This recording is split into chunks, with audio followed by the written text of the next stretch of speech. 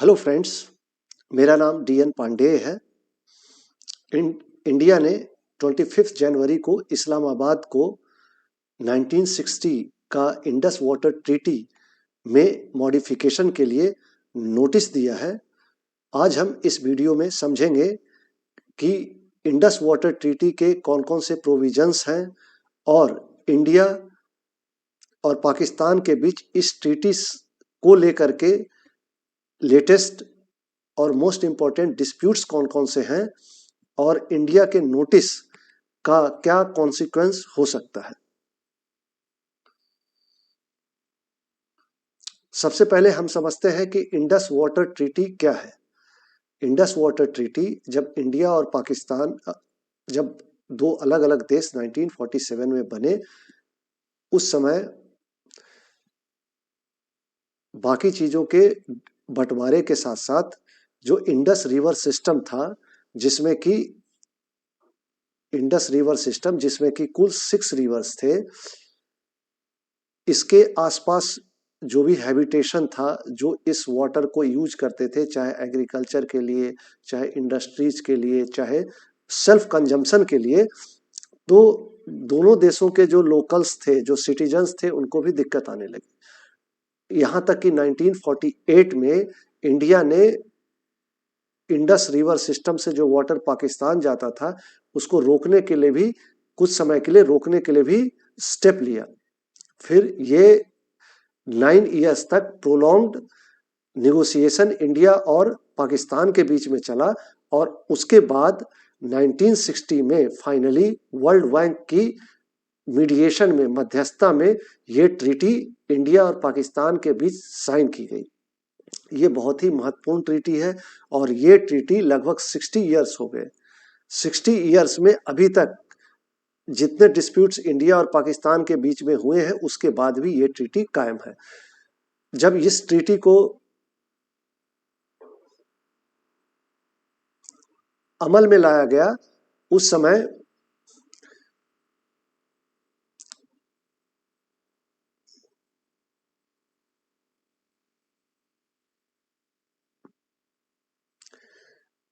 जो 6 रिवर्स थे, इन 6 रिवर्स को 2 भागों में बांटा गया। पहले वेस्टर्न रिवर का नाम दिया गया। वेस्टर्न रिवर में इंडस, झेलम और चेनाब को रखा गया और दूसरे भाग में ईस्टर्न रिवर्स हो गए, जिसमें रावी, ब्यास और सतलज को रखा गया। वेस्टर्न रिवर के अनरिस्ट्रिक्टेड वाटर कंजम्पशन के राइट्स पाकिस्तान को दिए गए। ईस्टर्न रिवर्स के अनरिस्ट्रिक्टेड राइट्स और ईस्टर्न रिवर्स के अनरिस्ट्रिक्टेड राइट्स इंडिया को दिए गए। जो अनरिस्ट्रिक्टेड राइट्स है, इसको एक टर्म है कंजम्पटिव राइट्स। कंजम्पटिव राइट्स का मतलब हुआ कि पूरा कंजम्पशन करने का, वाटर को कंज्यूम करने के पूरे राइट, जैसे वेस्टर्न रिवर्स के केस में पाकिस्तान और ईस्टर्न रिवर्स के केस में इंडिया को दिया गया। साथ में ही यह भी कहा गया कि इंडिया जो वेस्टर्न रिवर्स है, उनका नॉन कंजम्पटिव इस्तेमाल कर सकता है। नॉन कंजम्पटिव इस्तेमाल में क्या क्या कर सकता है? नॉन कंजम्पटिव इस्तेमाल में जैसे हाइडल पावर प्रोजेक्ट बना सकता है, मतलब हाइड्रो इलेक्ट्रिक पावर प्रोजेक्ट बना सकता है, जो कि रन ऑफ वाटर होगा। रन ऑफ वाटर मतलब पानी की धारा बह रही है, उससे जो टरबाइन है उसको रोटेट करके बिजली बनाई और वाटर सीधे उसी कोर्स में होता हुआ आगे निकल गया। इसका मतलब वाटर को रोका नहीं गया है, ये रन ऑफ वाटर का प्रोजेक्ट है। साथ ही में कुछ सीमा तक इंडिया को वेस्टर्न रिवर्स में वाटर स्टोर करने का भी राइट दिया गया था। उसी को देखते हुए इंडिया जितने भी जो वेस्टर्न रिवर्स पर भी हाइड्रो इलेक्ट्रिक पावर प्रोजेक्ट्स बनाता है और उससे रिलेटेड डिस्प्यूट होते रहता है।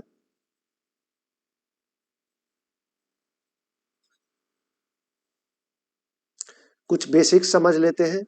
जो रिवर जिस रास्ते से होके बहती है, उसको हम रिवर कोर्स कहेंगे। रिवर के दोनों तरफ के बैंक्स का वो इलाका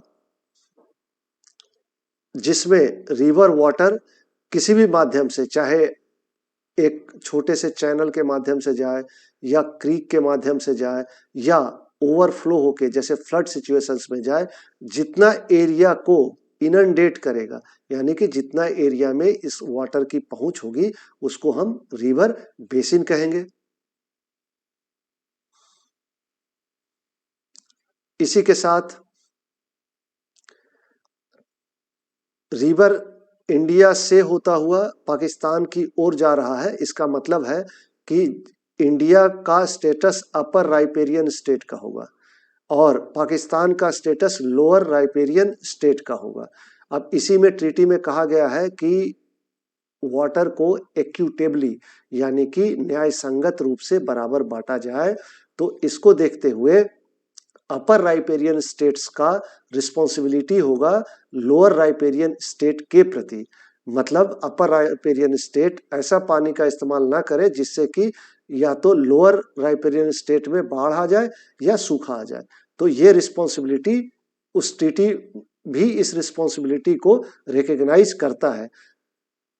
जब ये बंटवारा हो रहा था तो इसमें जो इंडस रिवर सिस्टम है, इंडस रिवर सिस्टम हो गया, इसका 80% वाटर यूज करने का राइट पाकिस्तान को दिया गया और 20% वाटर यूज करने का राइट इंडिया को दिया गया।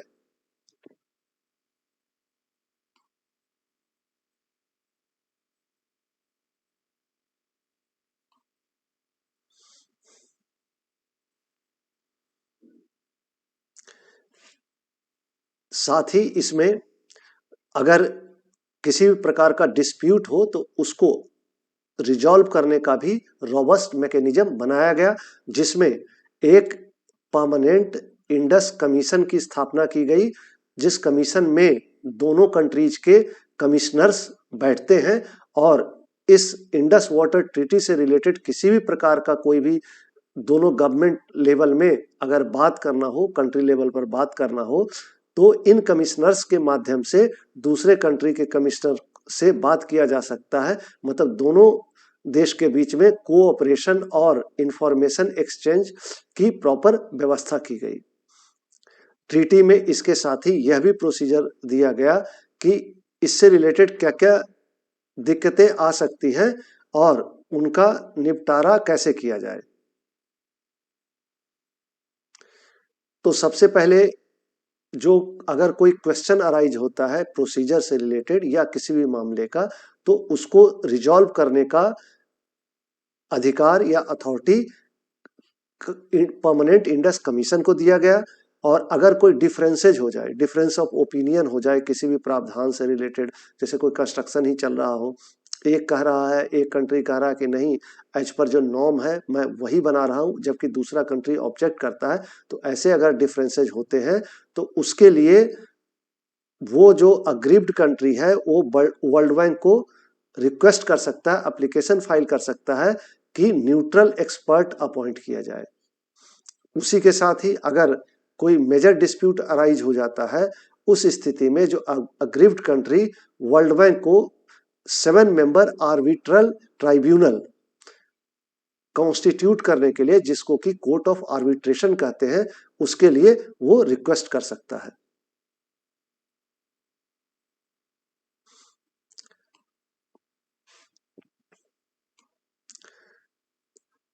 ये ट्रीटी काफी महत्वपूर्ण था क्योंकि इंडिया और पाकिस्तान के बीच में 3 क्रूशियल वॉर्स हो चुके हैं। उसके साथ में टेररिस्ट अटैक्स, स्ट्रेस्ड रिलेशनशिप, ये सारी समस्याएं रहेंगी है। उसके बावजूद भी इंडिया और पाकिस्तान के बीच की यह ट्रीटी है 60 सालों में भी अभी तक कायम है। इसका मतलब इस ट्रीटी की जो ख्याति है और रिकग्निशन है इंटरनेशनल लेवल पर भी है और इंटरनेशनली भी इसको सक्सेसफुल कॉन्फ्लिक्ट रेजोल्यूशन का एक बढ़िया एग्जाम्पल माना जाता है, जबकि दोनों कंट्री लॉक्ड है हॉस्टाइल कॉन्फ्लिक्ट में, रिलेशनशिप में।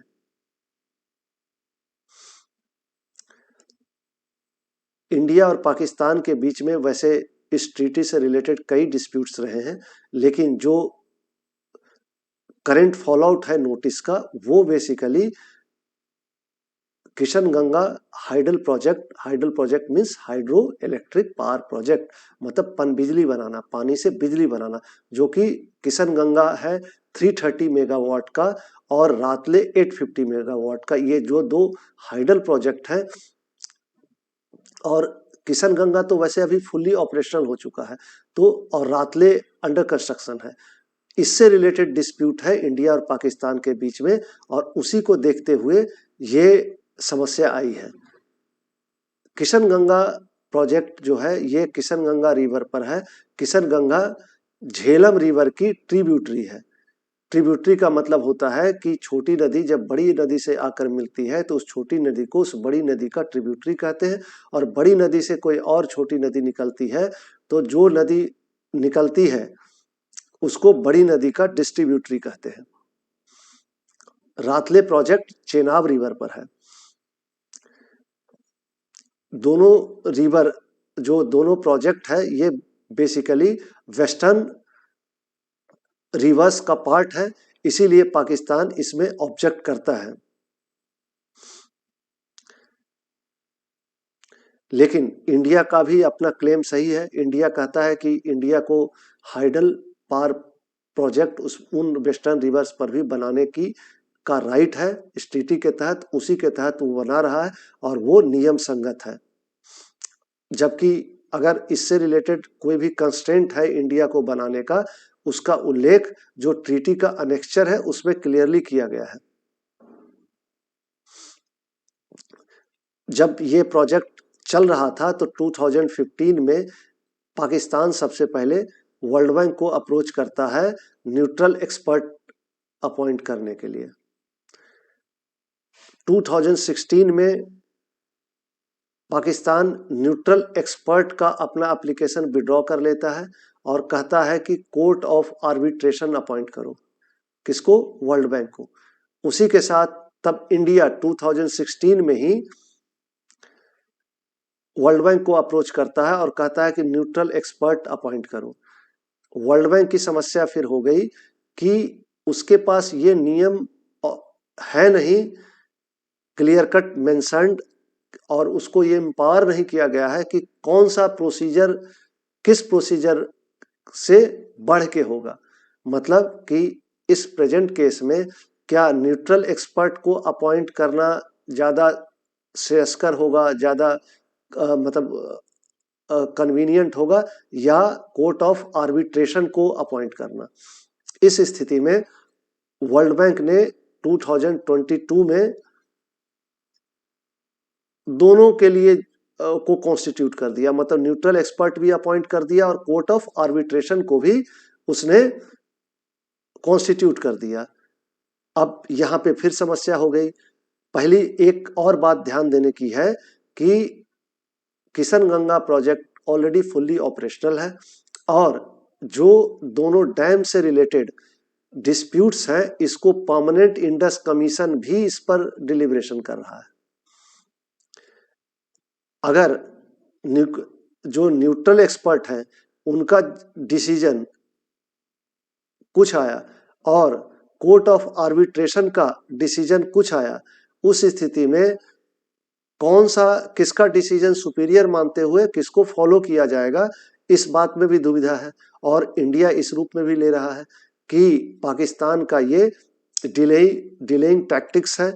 इस बहाने पाकिस्तान चाहता है कि ये प्रोजेक्ट में डिले हो, जबकि अगर कई एक्सपर्ट्स की राय है कि पाकिस्तान जो भी ऑब्जेक्ट कर रहा है वो टेक्निकल नेचर का है, और इस स्थिति में पाकिस्तान को करना चाहिए कि जो न्यूट्रल एक्सपर्ट है वो आए, इसको एग्जामिन करे और सजेस्ट करे। अगर अप्रोप्रिएट है तो ठीक है, नहीं तो इंडिया को भी थोड़े बहुत उसमें अमेंडमेंट कर देने चाहिए। अब इसमें से पाकिस्तान का ऑब्जेक्शन सामान्यतः क्या रहता है? पाकिस्तान कहता है कि जब समर्स के समय में अगर ये हाइडल प्रोजेक्ट बनेगा, यहाँ पे रोका गया है वाटर को, तो इंडिया कम पानी देगा, मतलब पाकिस्तान में ड्राउट की स्थिति आ सकती है। उसी के साथ ही अगर मान लिया रेनी सीजन है तो इंडिया वाटर को अगर ज़्यादा रिलीज कर देता है एक साथ रिलीज कर देता है, उस स्थिति में फ्लड आ सकता है। ये पाकिस्तान का कंसर्न है, जबकि इंडिया कहता है कि उसने यहाँ पे प्रॉपर मैकेनिज्म है और रिक्वायरमेंट के हिसाब से ही वाटर को रिलीज किया जाएगा, और वाटर स्टोर नहीं कर रहे हैं। जहां पे जिस चीज की रिक्वायरमेंट होगी, जिस लेवल की, उसी हिसाब से फ्लड गेट को ऑपरेट करके कंसर्न पानी को पाकिस्तान को दिया जाएगा, और पाकिस्तान को जितना अथराइज है उससे कम नहीं मिलेगा। लेकिन पाकिस्तान इससे सेटिस्फाइड नहीं है। अब इंडिया के पास क्या ऑप्शंस बच गए हैं? तो जो पॉलिटिकल थिंकर्स हैं वो ऐसा मानते हैं कि ट्रीटी, और बहुत लोग भी इस कंट्री में भी मानते हैं कि हमारे यहाँ मानते हैं कि ट्रीटी वन साइडेड है, क्योंकि 20% वाटर ही, जबकि अपर राइपेरियन है और इंडिया को 20% वाटर ही इस्तेमाल करने का राइट दिया गया है, जबकि पाकिस्तान लोअर राइपेरियन होते हुए भी उसको 80% वाटर इस्तेमाल करने का राइट दिया गया है। और तो इसका मतलब पाकिस्तान की तरफ ये वायस्ड है और इसको एब्रोगेट करने की रिक्वायरमेंट है। एब्रोगेट मतलब इसको रद्द कर देने की आवश्यकता है।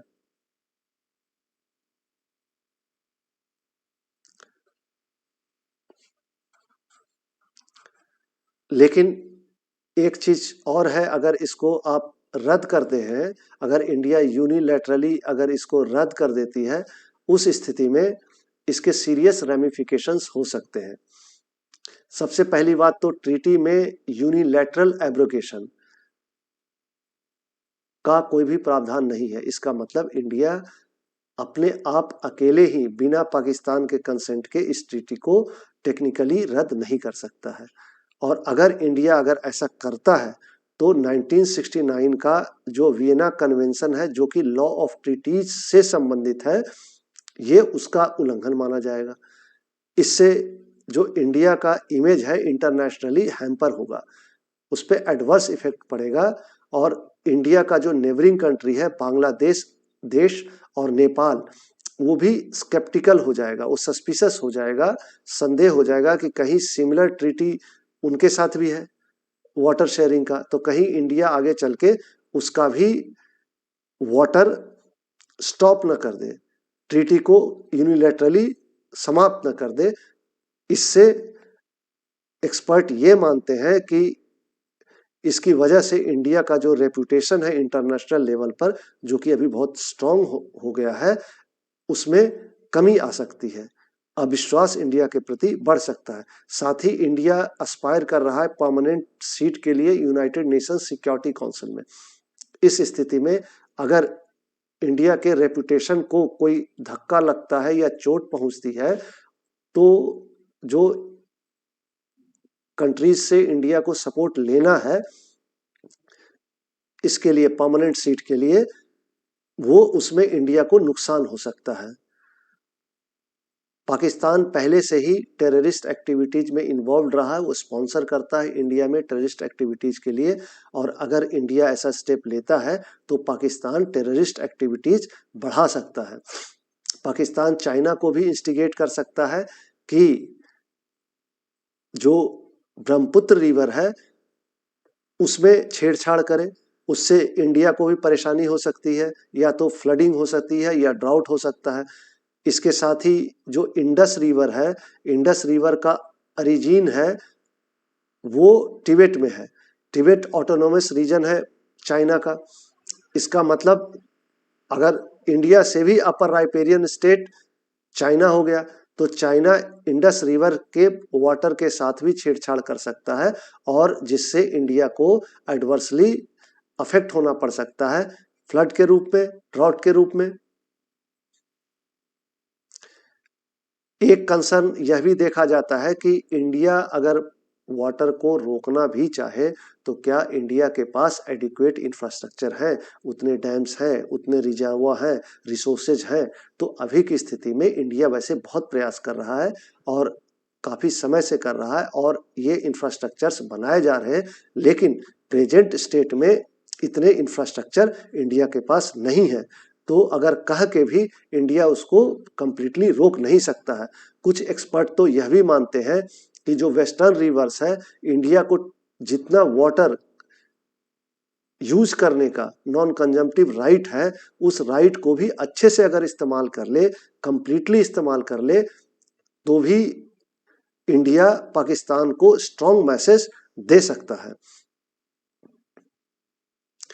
और ये अदर जो ड्रास्टिक स्टेप्स है उससे लेने से पहले अगर इंडिया ये कर ले तो ज्यादा अच्छा रहेगा। अगर ड्रास्टिक स्टेप लेगा उस स्थिति में तो उसके लास्टिंग इफेक्ट्स होंगे इंडिया और पाकिस्तान के रिलेशन के बीच में।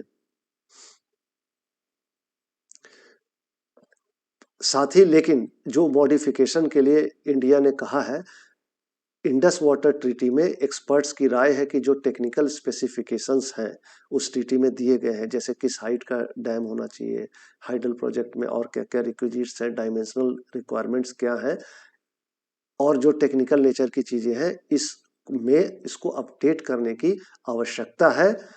साथ ही जो क्लाइमेट चेंज को एड्रेस करने के लिए जो एग्रीमेंट्स की रिक्वायरमेंट है उसको, और जो एग्रीमेंट है उसको एक्सपेंड करना चाहिए कि क्लाइमेट चेंज से रिलेटेड और भी, उसको क्लाइमेट चेंज को एड्रेस करने से रिलेटेड और भी जो रिक्वायरमेंट्स है वो दोनों देशों को मिल करके उस ट्रीटी में ऐड करना चाहिए, क्योंकि क्लाइमेट चेंज भी एक महत्वपूर्ण विषय है। So that's all for today's video. अगर आपको ये वीडियो इंफॉर्मेटिव लगी तो आप इसे शेयर, लाइक और सब्सक्राइब कर सकते हैं। Thank you very much.